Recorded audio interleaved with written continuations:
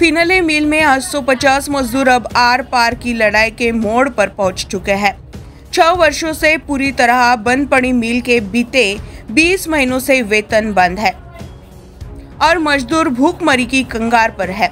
सोमवार शाम से शुरू हुआ यह अनोखा आंदोलन अब निर्णायक रूप ले रहा है। 2 मजदूर विकी उघड़े और मनोज सूर्यवंशी ने जान की बाजी लगाकर 250 फुट ऊंची चिमनी पर चढ़कर विरोध जताया है, जबकि नीचे सैकड़ों मजदूर सत्याग्रह पर बैठे हैं। मजदूरों का कहना है कि बार बार शासन और प्रशासन से गुहार लगाने के बाद भी सिर्फ आश्वासन मिले, कार्रवाई नहीं।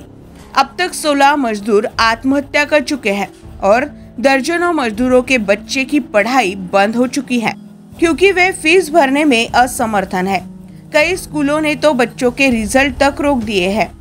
बीती रात की तेज बारिश में भी दोनों मजदूर चिमनी पर डटे रहे और नीचे मजदूरों का सत्याग्रह जारी रहा। प्रशासन की तरफ से अब तक कोई ठोस कदम न उठाने से आंदोलन और अधिक उग्र होने की आशंका जताई जा रही है। मजदूरों ने साफ कहा है कि जब तक ठोस निर्णय नहीं होता तब तक संघर्ष चलता रहेगा। अमरावती से न्यूज फर्स्ट के लिए दुर्वास रोकडे की रिपोर्ट।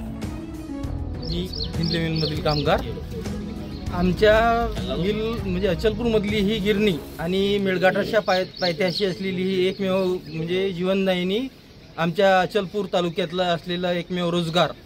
या मिलला प्रॉफिट असल्यावरही या सरकारने कशी काय बंद केली आणि आम्हाला रोजगार नाही। आम्ही म्हणजे उपाशी तपाशी म्हणजे आम्हाला कोणी कामालाही कोणी विचारत नाही आहे। आम्हाला काम करावं लागतं, मग असं हातमजुरी करावं लागतं। हातमजुरी आज अशी आहे की त्यामुळे आमचा रोज म्हणजे पोटाचा जो आहे पोटगी भरत नाही आहे। आमच्या मुलांचं शिक्षण आहे किंवा आमच्या शाळेची मुलं आहेत त्यांना काही परीक्षा वगैरे यासाठी आमची फी भरू शकत नाही आम्ही। एवढी आमच्यावर बिकट परिस्थिती आलेली आहे। तरी प्रशासन आज 24 तास झाले आहे की 2 मुलं त्या चिमणीवर चढून आंदोलन करत आहे, तरी कोणत्या प्रशासनाने काही दखल घेतलेली नाही आहे। आमचा थकीत राहिलेला पेमेंट किंवा आम्हाला रोजगार किंवा आमची असलेली जी काही मागील थकबाकी आहे पेमेंटची ती सुद्धा देण्यात येत नाही आहे। आम्हाला असंच किती दिवस ही फिनले मिल कामगारांना ही अधिकारी वगैरे वर्ग आणि जे मोदी सरकारचे काही हे आहेत ते आम्हाला असे किती दिवस उपाशी मारणार। मागणी काहीच नाही। माझा लहान भाऊ अजय घोटकर फिनले मिलमध्ये कार्यरत आहे आणि मागील 24 महिन्याचा जो पगार आहे तो अर्धवट दिलेला आहे। 7 महिन्याचा पगार झालेला नाही आहे।